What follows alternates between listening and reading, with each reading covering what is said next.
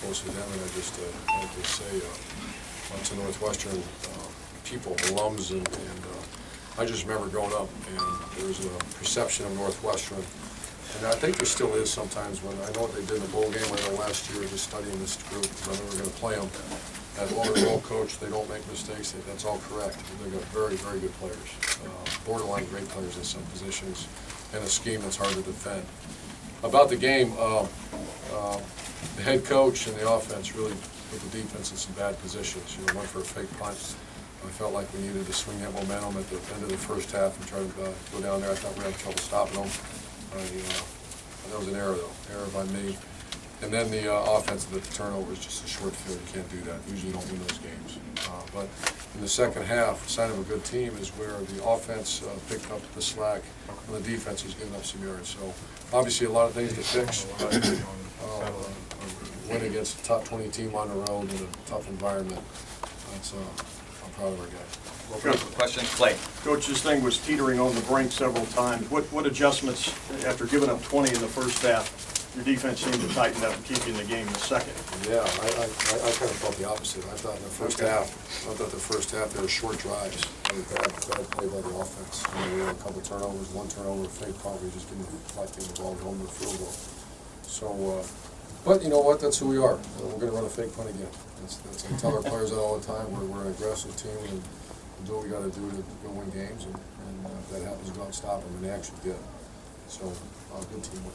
Tim. Yeah, real quick, Urban, y'all lined up like you were going to go for a field goal there. Was that to give the officials, you guys? Yeah, we were going to go kick a field goal, and that's an interesting point. But, and then they're screaming, the guys were screaming upstairs in the press box saying, Coach, we got the touchdown. We got a touchdown. And then I was going to go for it anyways. And then I said, let's burn the time out here because I think it was inside the 1 yard line. So I told them they were sitting upstairs. You said on your radio show this week you were ready to ride Carlos Hyde. I mean, put the game on him and 168 yards, 3 touchdowns. Second half, most of that was in the second half. What does this performance mean to you for him? Well, Jordan Hall's got a little knee issue we're dealing with right now, and I didn't know how bad. I didn't think it would not happen this weekend. And so he's the horse right now, and I think he's a great player. And it tells you how much I trust the kid to be able to do that. You know, it's kind of him and Braxton Miller just trying to run that clock out. And I thought Braxton played fairly well too, a couple picks. Bill.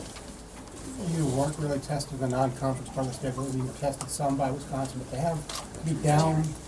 We're down for the first time all year.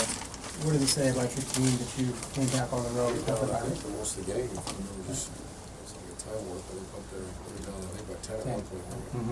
I mean, anytime you go up, around 15-round fight with someone and you come out the other end, it just builds toughness. And we're a tough team. That was a tough time to win. Dan. We saw Carlos Hyde get very emotional when he was asked about his suspension to start the year. Just how big do you think this was for him tonight to have that kind of performance after the way his year started out? Well, his whole life, I should say life, I didn't know him before, but his whole career was just kind of a mush. He hasn't done a whole lot for himself or the program, and he's become a very, other than that darn issue that we've dealt with. But we all make mistakes, and I hope this is a game changer for him for when he's done playing football. 2 more questions. Doug, over here. Urban, with Braxton, he did have the 2 fumbles. He had that play where it looked like he missed Chris Fields for a touchdown. Yeah. Is it those physical mistakes? Are they mental mistakes that taking care of the ball? Or yeah, I think he's loose with the ball. We're going to correct it over the week. Absolutely, I saw that during the course of the game. The miss, it's just being a quarterback. You got to hit that touchdown. He really does. I mean, and my heart bleeds. I almost put Kenny in there, and I gave a big hug to him. I love him too. He's good. This is a good team here. So. Why not? How close were you? Yeah, real close. What was the decision in the end to not do it? We're riding, we're going. I just didn't think that was an appropriate thing to do right there, and I had a lot of trust 5 and pulled out. Some really good throws as far as those quick games that they keep moving the chains. And did a nice job. To get to the halfway pole, 6-0, and take a deep breath here. That's big. I'm going to rest these guys. We're going to go Tuesday, Wednesday, Thursday, Friday, Saturday, Sunday off. I told them we're going to be one of the most rested teams in the history of college football. Would you say you're a threat now to go to finish the thing? Who said that, Clay. Yeah. The guy sits next to the guy throwing a no-hitter and say, hey, dude, you got a no-hitter going. No, I'm not even thinking about that. We're gonna go in and get ready for the stretch run. Thank you, Coach. Thanks, Dan. Thanks, Coach. Thanks, sir.